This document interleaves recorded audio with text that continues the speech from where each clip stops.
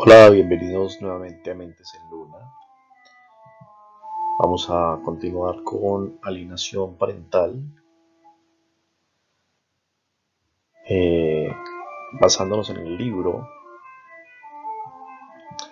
de Aranza Coca, Hijos Alienados. En este primer capítulo vamos a ver 4 verdades que, aunque duelan quizás, tendremos que tenerlas en consideración para iniciar este proceso de comprender y de lidiar con la alienación parental. Les recuerdo que pueden revisar la página de psicología holística escaneando el código QR que aparece allí en pantalla o simplemente escribiendo el enlace en su navegador que también encuentran en la descripción.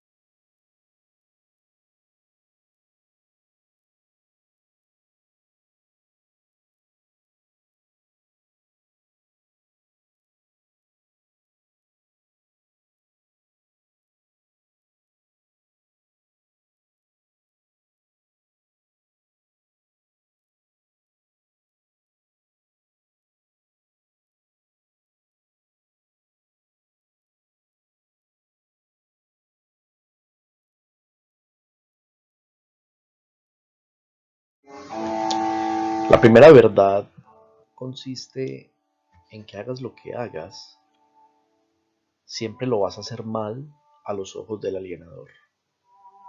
Si decides llamar, mal porque acosas a tu hijo. Si no lo llamas, mal porque significa que no te importa. O sea, va a ser malo por A o por B, si es blanco o si es negro. Si hablas mucho, si callas demasiado, si tratas de buscar el término medio, todo va a ser malo. Cada uno de ustedes se identificará con situaciones personales. Yo, en lo particular, debo comentar que conociendo este concepto de la alienación parental, me empiezo a dar cuenta el maltrato que yo sufría como padre, el maltrato que mi hija sufría. Bueno, antes de que mi hija existiera, yo ya sufría el maltrato, pero con la niña exclusivamente, desde hace muchísimo tiempo y ni siquiera me percataba de ello. Con la niña, que es finalmente lo que me importa o quien me importa y donde se va a evidenciar este fenómeno de alienación parental, claro, ahí yo empiezo a darme cuenta de que existía o que existe efectivamente la alienación parental porque recuerdo que en el año 2021, después de que en el 2020 no pude ver a mi hija con la excusa de la pandemia, más no había problema con que la niña fuera a otros lugares, con salir con ella, con que otras personas la visitaran, pero yo que era su padre no podía. Y aún así no entiendo cómo siempre lo justifiqué y siempre busqué comprenderlo. De hecho, la persona víctima de la alienación, el progenitor, no sé si le pase a todos ustedes, pero también uno estando muy ciego y justificando cosas que son injustificables. Bueno, en el año 2021, cuando por fin puedo volver a ver a mi hija, ocurría esto muy a menudo. Un maltrato verbal, psicológico constante, donde todo lo que hiciera estaba mal. Nunca la madre de mi hija se fijaba en lo positivo, en las cosas bonitas que hacía por ella. Hablo de la niña porque hacía por la niña, sino que siempre buscaba el error, siempre buscaba hacerme sentir mal por cualquier detalle. Ella iba y trabajaba durante el día, yo la cuidaba en ese lapso de tiempo durante el cual, claro, yo también trabajaba, pero de manera virtual.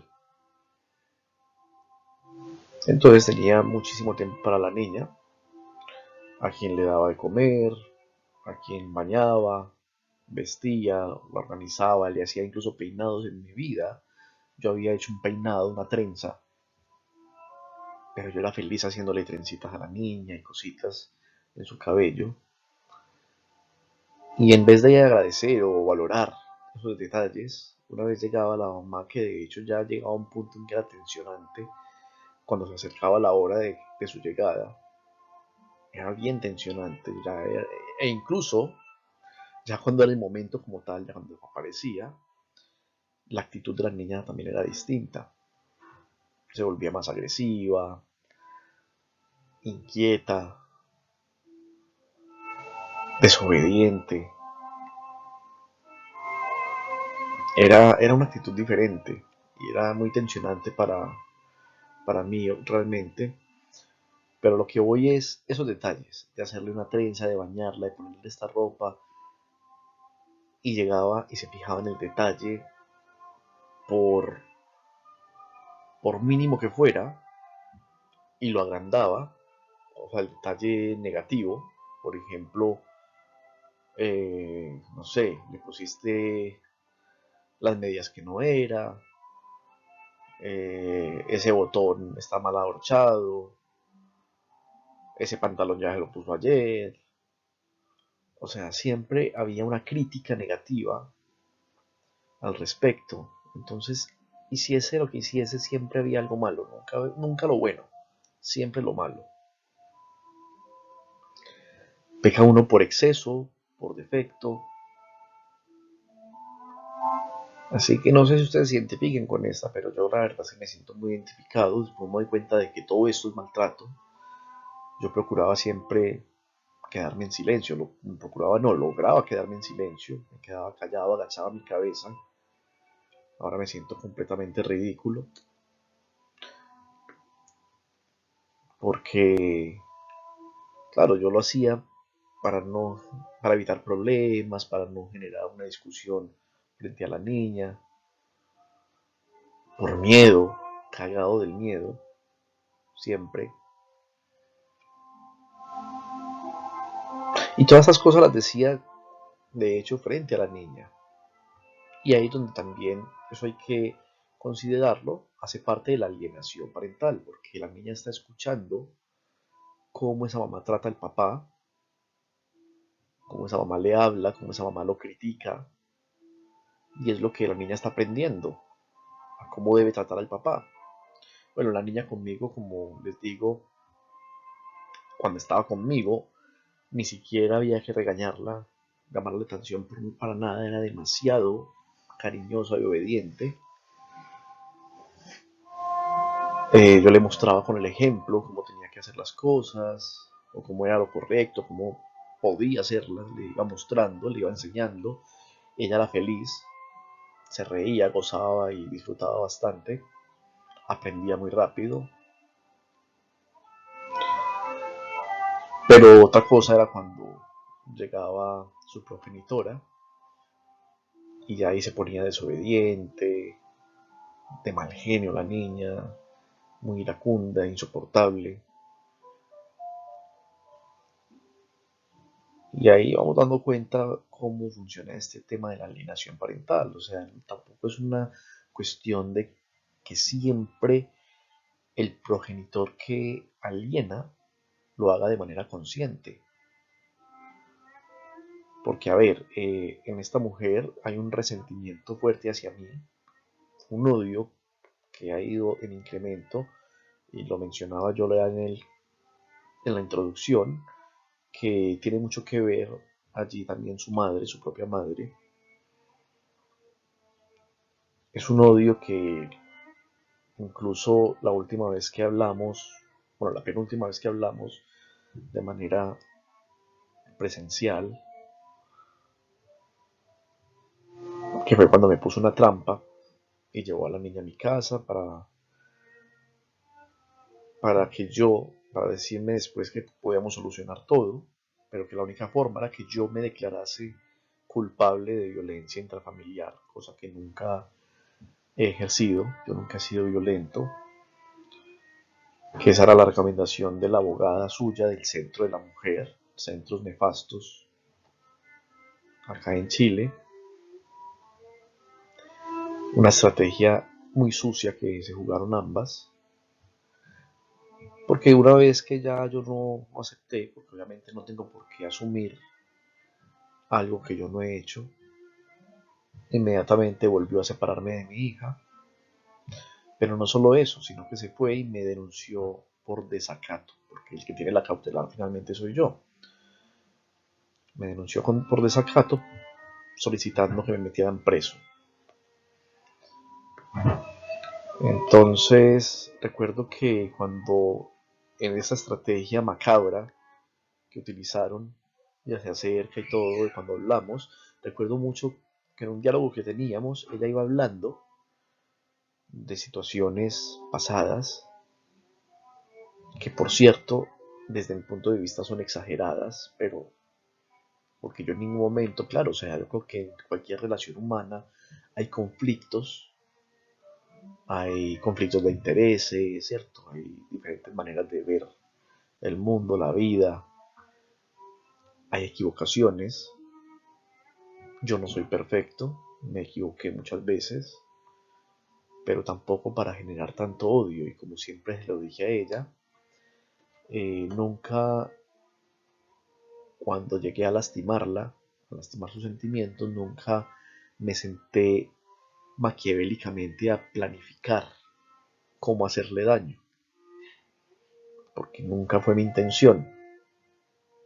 Simplemente era inmaduro, cometí errores y obviamente, claro, la lastimaba a ella, pero tanto ella se sentía mal como me sentía yo. Yo también terminaba muy mal si me equivocaba y cometía algún error. Pero ahora el punto es que eso genera mucho odio y en su diálogo, o sea, la pasión con la que empieza a hablar y el odio, o sea, es que no sé cómo explicarlo, pero la manera en que empieza a hablarme, empieza a acelerar su voz, a alzar la voz e incluso la respiración, a mí me parece algo triste, incluso lo voy a decir así, es triste porque creo que ella sufre bastante con ese odio que tiene. Ahora, volviendo al tema de la alienación, ¿qué sucede con ello? Que ese odio, ese resentimiento hace que actúe de una manera que posiblemente no lo hace con la intención de que la niña tenga un comportamiento X conmigo, pero es lo que va a conseguir con sus comentarios, con sus desaprobaciones. Eso es finalmente lo que consigue y a eso se hace referencia esta primera verdad. Hagas lo que hagas, lo harás mal a los ojos del alienador. No importa cuánto yo me esforzara por hacer algo bien, siempre encontraba el punto para hacerme sentir mal, para desprestigiar lo que yo hacía. Incluso como profesional que soy, yo soy profesional de la psicología, soy también pedagogo. Y como profesional, pues hombre, que uno no sé, no soy un experto, no soy el sabelo todo, por supuesto que no tengo la última verdad, tengo mucho que aprender, pero muchas veces podía dar algún tipo de sugerencia sobre la niña, de acuerdo a teorías que he leído, y ante eso llegaba la burla que finalmente da cuenta de que algo estoy haciendo mal, ¿cierto? O sea, como que tú no sabes nada, tú eres un idiota, tú eres un ignorante y tus teorías psicológicas no me van a convencer. O sea, yo soy quien tiene la verdad, tú eres un pelele. Porque de esa manera me trataba, ¿cierto? O sea, se burlaba de mí. Y todo esto frente a la niña. O sea, el punto es todo frente a la niña. Y la niña finalmente recibe eso. Incluso esa última vez que pude ver a mi hija, a pesar de que estábamos con la cautelar y todo, que amanecieron en mi casa porque su mamá la echó de mi casa por haberme llevado a la niña, la echó de la casa, perdón, de su casa, por haberme llevado a la niña a mi casa, pernoctaron allí y todo, la niña le decía, bueno, me decía a mí frente a ella, así de manera espontánea, yo me quiero quedar a dormir contigo, papá. Y yo notaba la manera en que ella la miraba, con odio, con rabia, porque no quería que se quedara y le decía, no, es que no te vas a quedar.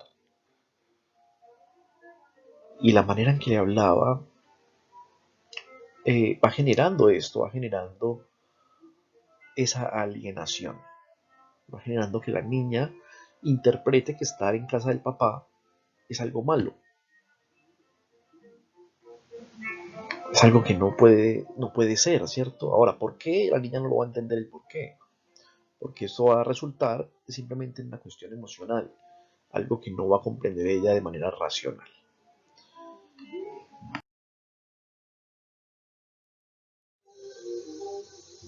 En ese sentido, y como nos dice esa segunda verdad, no busques acertar en tu comportamiento para tener la aprobación de tu ex y menos la de tu hijo alienado. Estás suspendido de por vida. Mejor actúa siempre con sentido común y pensando en lo que tú creas mejor para tu hijo.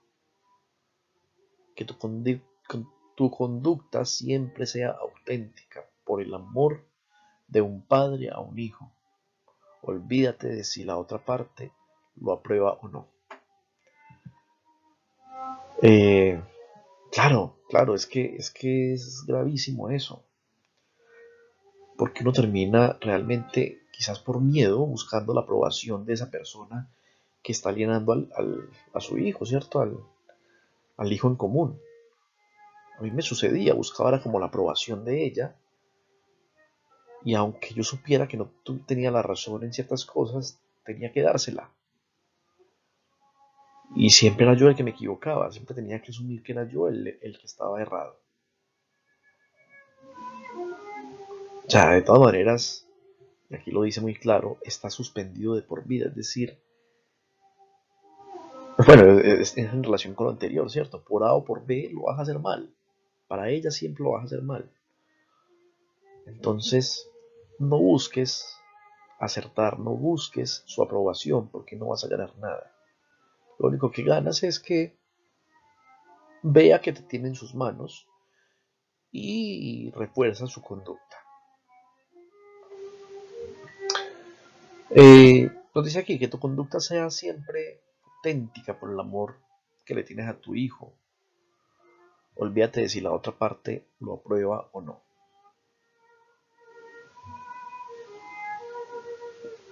Bueno, yo creo que no hay mucho que decir al respecto. Yo podría poner muchísimos ejemplos de todo lo que me ha tocado vivir en lo personal, pero cada uno, pues bueno, va a ir dando cuenta allí de sus propias experiencias, de acuerdo a este segundo principio, esta segunda verdad.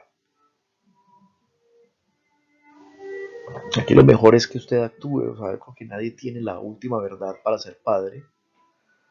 Actúe con amor, respetando a sus hijos, busque lo mejor para sus hijos y, y listo, y asesórese si es necesario, con profesionales, con gente que sepa. Es curioso porque a mí, en mi caso, como les comentaba en la anterior verdad, se burlaban de mí, etcétera. Pero yo buscaba la manera siempre más correcta de hacer las cosas.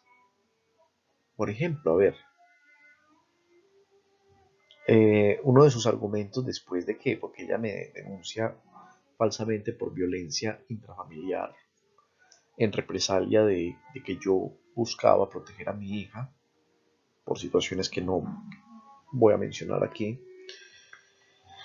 Y, o sea, y cuando hace la denuncia, ni siquiera el supuesto maltrato era hacia la niña, o sea, era hacia ella, nunca hacia la niña, pero ya después, asesorada con esta gente del centro de la mujer, termina, claro, involucrando allá a la niña como víctima de o testigo, ¿cierto? De, claro, el malo soy yo, ahí nunca ella va a reconocer que cuántas veces le dijo a la niña cosas en contra mía, por ejemplo, aunque fuera charlando, aunque fuera en broma, cuando le decía que me dijera a mí, ante un regalo que le hice, que tenía que exorcizarlo primero. Ahora, la niña no sabe lo que es exorcizar. La niña se reía y repetía lo mismo. Pero eso le va quedando. ¿Qué es exorcizar? O sea, el papá es un brujo, el papá le hace cosas malas a la mamá. O sea, ese tipo de comentarios son gravísimos. Entonces, y uno de sus argumentos fue que la niña no dormía cuando, o sea, que después de que pasaba el fin de semana conmigo, llegaba a la casa y no dormía bien. Tenía pesadillas. O sea, es más fácil atribuirle al papá que está cometiendo algún tipo de mal acto, algo le está haciendo a la niña, por lo tanto la niña está teniendo pesadillas.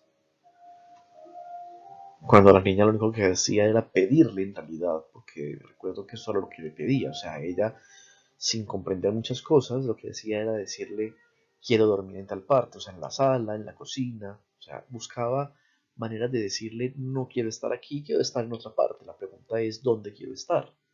Esa sería la pregunta que yo haría. O sea, entonces, ¿dónde quiere estar la niña? O sea, porque evidentemente no es que quiera dormir en la cocina, ni en el patio, ni... No, no, no. O sea, la niña simplemente quiere estar en otro lugar.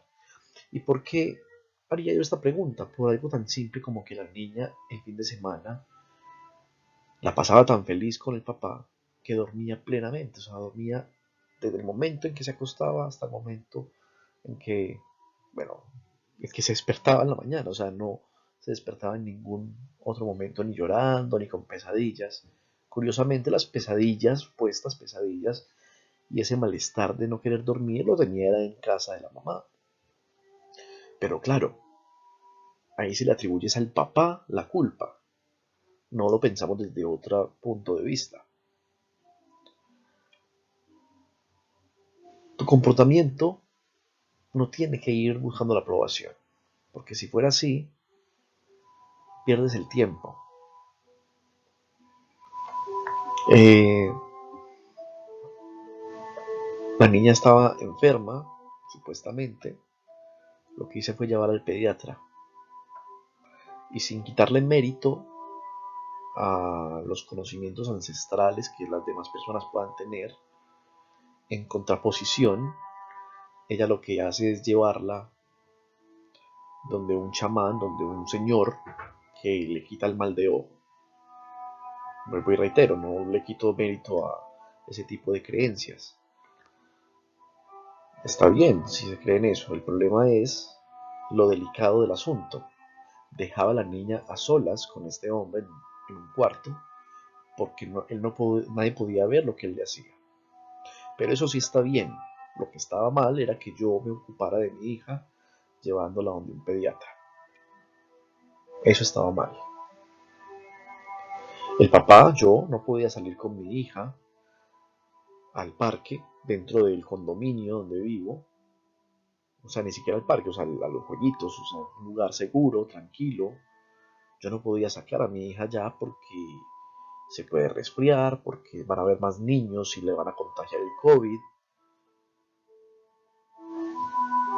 Pero sí estaba bien que ella saliera un día bajo la lluvia con la niña, en un ventarrón terrible, a exponerla a un restaurante. Fue un restaurante genial porque la niña comió algo rico, distinto, maravilloso, pero eso sí estuvo bien.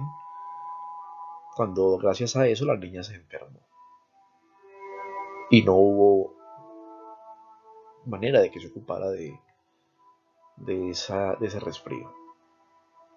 Entonces, si nos damos cuenta, pongo esos ejemplos que son mis ejemplos, mi propia historia, ustedes piensen en los suyos, nos damos cuenta que aquí nos está haciendo muy claro, o sea,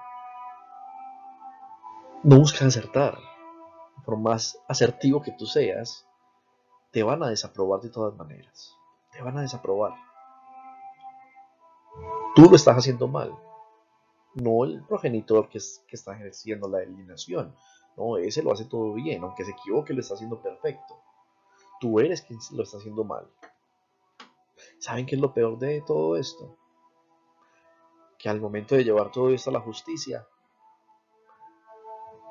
creo que me tengo que remitir al video de introducción, al momento de llevar esto a la justicia, eh, ella es la que tiene la razón.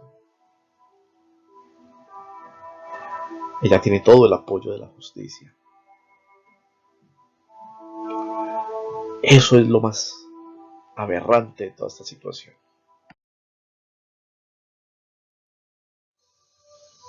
Deberás acostumbrarte a amar a tu hijo en silencio. O sea, probablemente tu hijo y tu ex no entenderán nunca lo que haces o hiciste, de que lo que haces o hiciste fue por amor y respeto. Como todo lo que haces está demonizado, renuncia a que te vean y actúa siempre desde tu honestidad, sin estrategias para captar su atención. O sea, sin estrategias para captar su atención. Al final, ese será tu único consuelo, haber actuado como un padre o una madre de corazón lo haría. Creo que aquí no hay mucho que decir, no voy a poner ningún ejemplo al respecto, porque yo creo que los anteriores dan cuenta de ello. Igual podría poner otros, cosas que he vivido y que efectivamente eh, ejemplificarían esta situación, porque efectivamente, aunque uno no busca, y me lo dijo una amiga una vez, quizás tu error, Andrés, es que estás esperando que te lo agradezca y ella no pidió que hicieras esto o aquello por ella. Pero no, en realidad yo nunca he buscado un agradecimiento, solamente un trato con respeto y que no se exagere la parte demoníaca de este papá. Porque finalmente, como dice Carl Gustav Jung, todos tenemos una sombra. Yo no pretendo ser solamente luz. Yo sé que tengo una sombra, yo sé que tengo cosas muy negativas y por las cuales debo trabajar y mejorar. También cosas muy positivas, ocultas, que de pronto no las reconozco, no, habilidades que no, bueno, que sepa de la teoría de Jung me entiende lo que estoy hablando. El punto es que reconociendo esto, pues claro que yo tengo mi lado oscuro, como cualquier ser humano, pero ¿por qué hacer tanto énfasis en ello únicamente? ¿Y por qué no ver la parte buena? Entonces no se trata de un agradecimiento, yo creo que más que cuando uno hace algo bueno, si no le han de agradecer, bueno, que no lo agradezcan. Pero hombre, por favor, o sea, tampoco veamos todo lo malo. Lamentablemente cuando estamos ante madres, como en el otro podcast que también se están llevando en paralelo con este, madres que no saben amar, madres narcisistas, algunas psicópatas. Lamentablemente esto no tiene ni pie ni cabeza, o sea, nunca te van a reconocer nada bueno, por el contrario, todo te lo van a demonizar.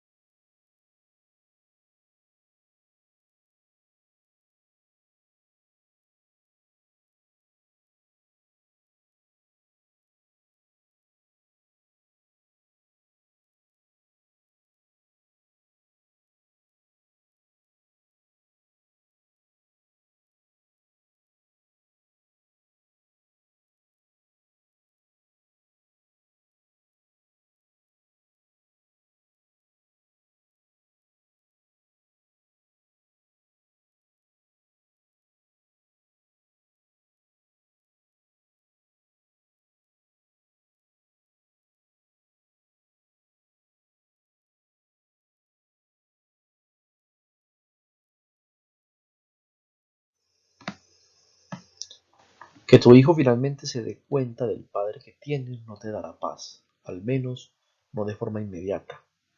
Ahora solo la encontrarás actuando como padre que desea lo mejor para su hijo sin perder el sentido común.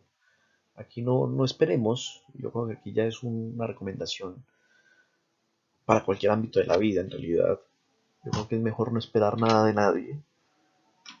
Y aunque suene un poquito cruel, feo tal vez, ni siquiera de los hijos, no esperes tampoco que te agradezcan, no esperes, o sea, no esperes nada, o sea, simplemente da lo mejor de ti, porque es tu hijo, ámalo.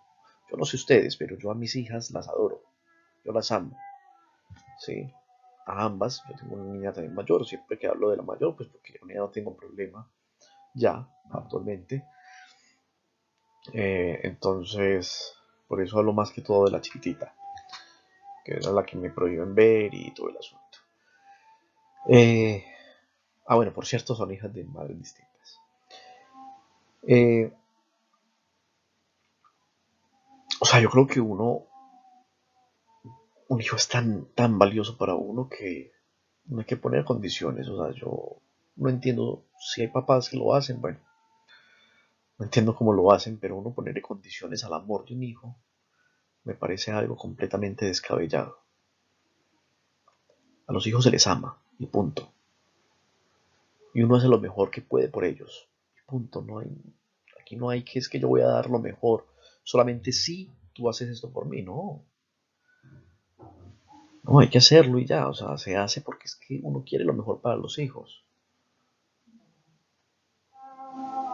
Claro, habrán situaciones, habrán cosas que podemos dialogar, que podemos discutir, pero eso sería para otro programa, para un tema totalmente aparte, aunque relacionado, ¿cierto? En qué momentos también hay que saber poner límites, en qué momentos eh, bueno, tal vez uno no da lo mejor y aunque duela a veces también hay que saber separar en la raya o en fin. Pero como les digo, eso será tema para otra ocasión. Aquí el punto es, yo por lo menos pienso en mi chiquitita que la vi nacer, que la tuve en mis brazos cuando era bebé, cuando estaba recién nacida, que la hacía dormir en mi pecho,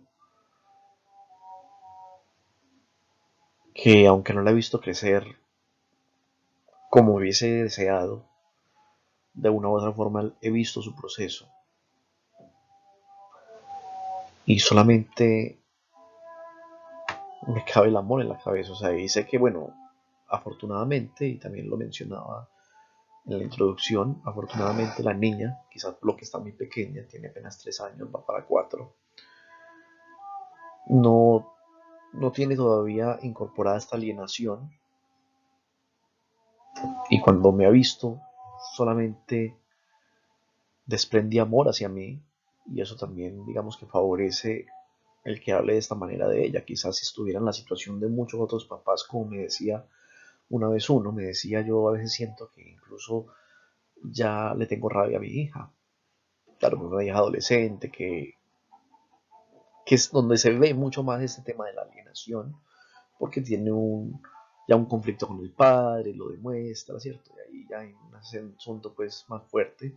No, con mi niña no, mi niña, a pesar de todo eso, o sea, el problema con ella es lo que ya comentaba en las diapositivas anteriores, es más externo, ¿cierto? La niña como tal hacia mí solamente me demuestra amor.